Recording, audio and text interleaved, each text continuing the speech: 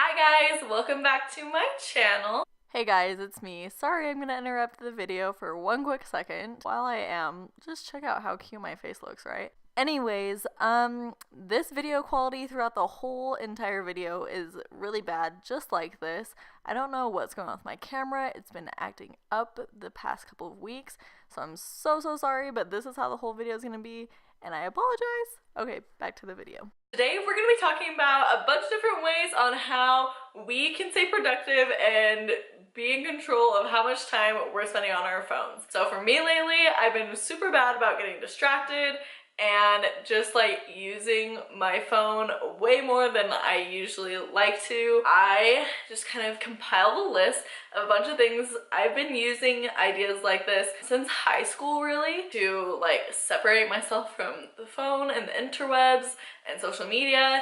I think for most people, probably phones are like a number one or number two distraction throughout the day. It would not surprise me at all if there was some sort of study like that. So I'm going to share with you guys a few tips and tricks on how I like to kind of like give myself that distance, or just like when I'm trying to bust something out, or I'm just feeling overstimulated by all of the screen time. Let's go ahead and hop into the tips. One of the first things I want to talk to you guys about is there's a special thing in your settings that you can go and change. So when you hit your home button, I think it's 2 or 3 times in a row, it will turn off the color on your phone. I will quickly show you guys how you can go ahead and do that. And what this does for you guys is that, so normally when you just have like your regular phone screen on, obviously you see a bunch of colors. The colors kind of stimulate your mind, get them thinking, and it's more appealing to your mind than if it's black and white. So one of the things I will do to help keep my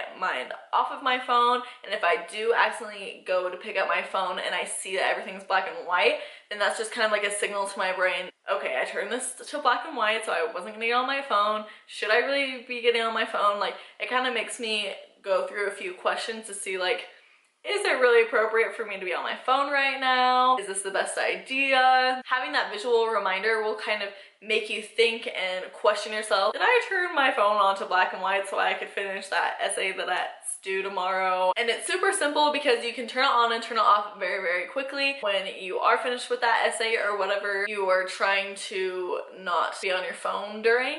Then you can just like quickly hit the home button again and the color's back. This I wish more people did. This drives me so crazy. Maybe it's just because, I don't know, I'm just weird, I think. Turn off your notifications. The only notifications that I get sent straight to my home screen are text messages, phone calls, FaceTime, voicemails, like those all go to my home screen, and Snapchat. Pretty much only things that I use to communicate with, because if I need to immediately reply, I want to be able to do so. I know so many people do notifications for Instagram and Twitter and YouTube and every like app that they have. I don't know about you, but that just stresses me out. That just makes me want to get on my phone. I know most people that do have their notifications on, like they don't go and click on it as soon as they see it because they're just like, oh, it's Instagram.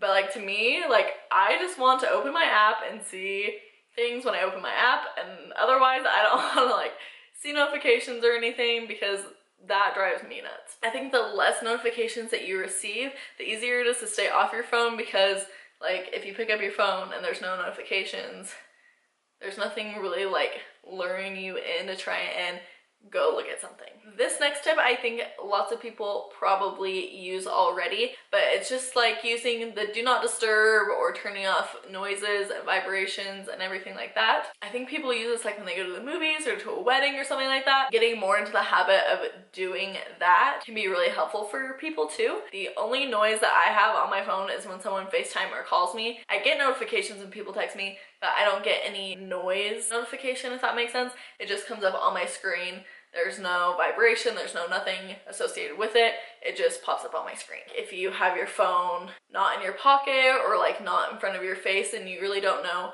when you're getting notified of things unless it's a call or FaceTime in my case. Another little hack that I like to do is all of my apps are pretty much in a folder, and that's just to kind of create an extra step. Okay, I'm gonna go to Instagram. I have to unlock my phone.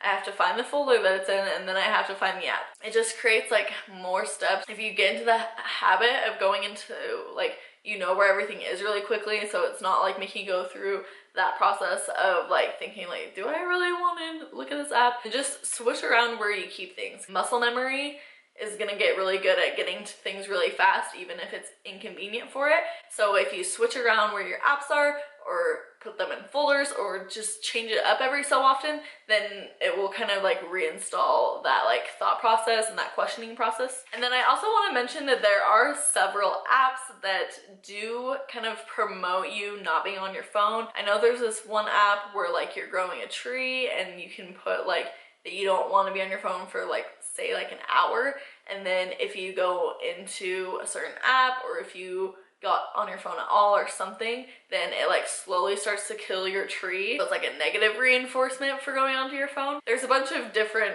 versions of apps like that, and I believe the new iOS version, I don't know what version we're on, but the new iOS version does something similar where you can set like, I only want to be on Instagram for an hour a day, or whatever it is. You can set time limits, see how much time you're actually spending, like where in your phone, how much time you're actually spending. That is also a good resource, just so you can be more aware. Me and my brother will do this all the time. We're like, okay, let's see how much you go on Snapchat, like how many minutes a day, because I think they use Snapchat more than me, or whatever.